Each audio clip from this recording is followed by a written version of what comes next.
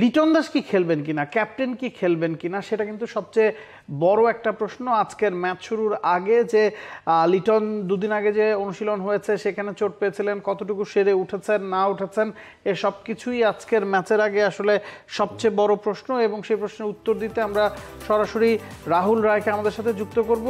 লিটন যদি না থাকেন সেটা তো আসলে বাংলাদেশের জন্য বড় setback. Absolutely, it's a huge blow. মানে ইন্ডিয়ার বিপক্ষে লিটনের স্ট্রাইক রেট 149 এবং এভারেজ 20.90, একটা 50ও আছে, 60 হাইয়েস্ট। এবং এশিয়া কাপের মঞ্চেও লিটনের অ্যাভারেজটা 30-র কাছাকাছি। তো এটা প্রুফ করে যে আসলে লিটন একটা ভাইটাল ফ্যাক্টর। টিমের ক্যাপ্টেন যদি আপনার সঙ্গে না থাকে, ইন্ডিয়ার ক্ষেত্রেও যদি সূর্য কুমার যাদব আজকের ম্যাচটা খেলতে না পারতেন, সেক্ষেত্রে that would be very difficult. এবং 149.35 তার স্ট্রাইক রেট ইন্ডিয়ার এগেনস্টে। হ্যাঁ, গড়টা হয়তো ওরকম হাই এন্ডে না, তবে স্ট্রাইক রেটের জন্য হলেও আসলে লিটনকে এই ম্যাচে খুব দরকার।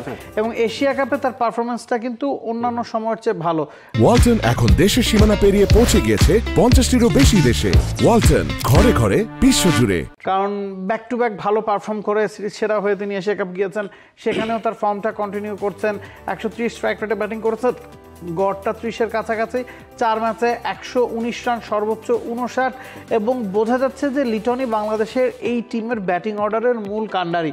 তিনি যদি না থাকেন, it will be a big setback for Bangladesh. রাহুলকে একটু যুক্ত করে নিতে চাই। রাহুল, সবশেষ আপডেট আসলে কি, তার খেলার সম্ভাবনা কতটুকু? ব্যাক টু ব্যাক দুটা ম্যাচ বাংলাদেশ খেলবে, আমরা কথাও বলছি যে আজকের ম্যাচটা বেশি গুরুত্ব দেওয়া উচিত না কালকেরটা? সব মিলিয়ে লিটন কি খেলবেন কিনা এবং দলেও কি পরিবর্তন আসতে পারে? লিটন কিন্তু এখন পর্যন্ত যেটা আপডেট সেটা হচ্ছে তিনি কিন্তু এখন পর্যন্ত তাকে রুলড আউট বলতে রাজি নন টিম ম্যানেজমেন্ট। কারণ তাকে নিয়ে এখনো তারা প্ল্যান করছে। সাধারণত যখন একজন প্লেয়ারের ইনজুরি হয় বা কোনো কনসার্ন থাকে, রুলড আউট হলে কিন্তু আমরা দেখি যে আগের রাতেই মোটামুটি একটা ধারণা পাওয়া যায় বা সর্বোচ্চ হয়তো বা সকালবেলাই বোঝা যায়। কিন্তু ম্যাচের 2-3 ঘন্টা আগেও যখন আপনি বলছেন না রুলড আউট, তার মানে আপনি কিন্তু ধরে রাখতে পারেন যে লিটন দাস এই ম্যাচটা খেলবেন বা তিনি আসলে ম্যাচটা খেলতে চাইছেন। এবং যদিও একটা আলোচনা ছিল যে তিনি যদি না খেলতে পারেন সেক্ষেত্রে ক্যাপ্টেন্সি কে করবে, সে ব্যাপারে একটা সিদ্ধান্ত নেওয়া হয়েছিল যে জাকের আলী অনেক কিন্তু সে ব্যাপারে সেই সময় ক্যাপ্টেন্সির দায়িত্বটা নিবেন। তবে সেটা আসলে তখনই আলোচনার বিষয় যখন লিটন থাকছেন না। কিন্তু এখন পর্যন্ত যেটুকু আপডেট যে লিটন আসলে থাকছেন, ফলে সেই জায়গাটা থেকে লিটন খেলছেন এটাই মোটামুটি আমরা ধরে নিতে পারি নাবিল কাছে। এছাড়া আর কোনো বদল আসতে পারে কিনা? শরীফুল কি এই ম্যাচে খেলবেন কিনা? রিশাদ বা তানজিদ সাকিবের কাউকে কি ফেরানো হবে?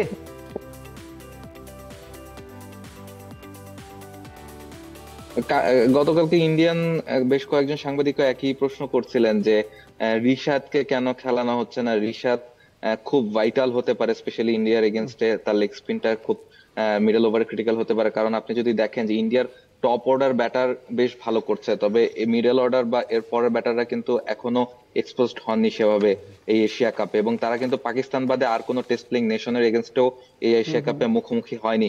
ফলে সেই জায়গায় কিন্তু তাদের একটা পরীক্ষা দেওয়া বাকি আছে।